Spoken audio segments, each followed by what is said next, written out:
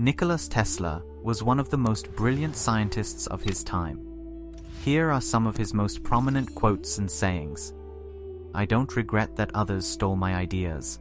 I am sorry they don't have their own. A man is born to work, to suffer and to fight. He who doesn't must perish." In crystal, we have a pure evidence of the existence of a formative life principle. And although, in spite of everything, we cannot understand the life of crystals, it is still a living being. Crystals are living beings at the beginning of creation. All things have a frequency and a vibration. We are all one. People are interconnected by invisible forces. Although we have the freedom to think and act, we stick together like stars on the heavenly arc, with unbreakable connections. These connections cannot be seen, but we can feel them. I strongly believe in the rule of compensation. True awards are always in proportion with work and sacrifices. Let the future tell the truth. Let it judge each man according to his work and merit. The present is theirs, but the future is mine, the future for which I worked so hard. Peace in the world can only come as a natural consequence of universal illumination. I don't think there is any deeper fulfillment that can capture a human heart than the feeling of an inventor seeing his ideas materialized. Such feelings make man forget food, sleep, friends, love, everything. The progress and development of man are of immeasurable importance for humanity and are essentially dependent on invention. The most important product of a creative mind is an invention. Its ultimate aim is the rule of mind over nature and the use of its forces for the needs of mankind.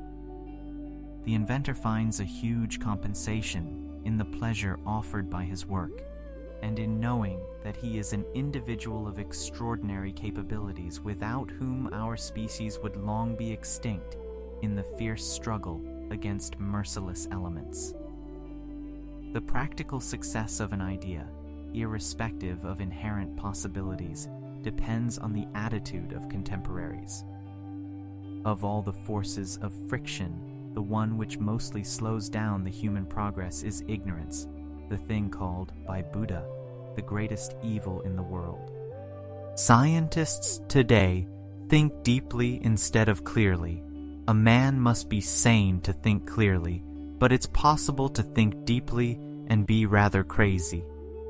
Today's scientists have substituted mathematics for experiments, and they wander from one equation to the next in order to end up with a structure that has no correspondence with reality. The progress of civilization seems like fire, first the spark, then the flame, and finally an explosion of fire increasing its speed and power. Whatever we try to do in any area, we must submit it to our efforts, because we depend on the force. Our virtues and our failures are inseparable, just like energy and matter. When they separate, the man is not there anymore. The universal peace as a result of cumulative efforts through the centuries can come into being quickly, not like crystal, which at once forms a solution that has been slowly in preparation. A scientist is not aiming toward sudden results. He does not expect his advanced ideas to be readily accepted.